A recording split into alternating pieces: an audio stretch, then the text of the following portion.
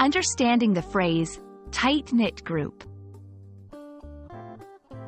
Hello, everyone. Welcome back to our channel, where we dive into the fascinating world of English phrases and idioms. Today, we're going to explore the meaning and usage of the phrase, tight-knit group. This phrase is not only common in everyday English but also paints a vivid picture of social dynamics. So, let's get started. The phrase, tight-knit group, is made up of two parts, tight-knit and group. Let's look at each part separately. Tight-knit. This compound adjective comes from the verb to knit, which means to link or join things together by looping yarn with needles. When we say something is tight-knit, we imply that it is closely bound or interlinked. Group. A group refers to a number of individuals or things that are located, gathered, or classed together.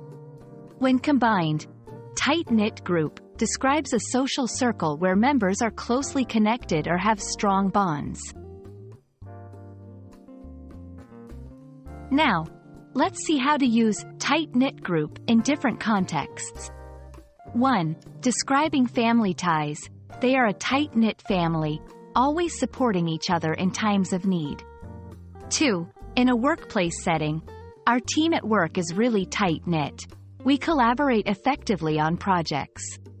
3. Friendships. Even after many years, my high school friends remain a tight-knit group. Notice how the phrase is versatile and can be used in various scenarios to indicate closeness and strong connections. It's important to not confuse tight-knit with physical closeness.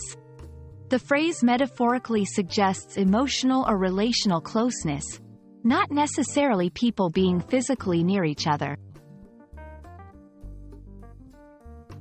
There are other phrases in English that convey a similar meaning. For instance, close-knit, almost synonymous with tight-knit, often used interchangeably. Inseparable implies that members of the group are often found together and are very close. Understanding these similar phrases can enrich your English vocabulary and help you express nuances in social relationships.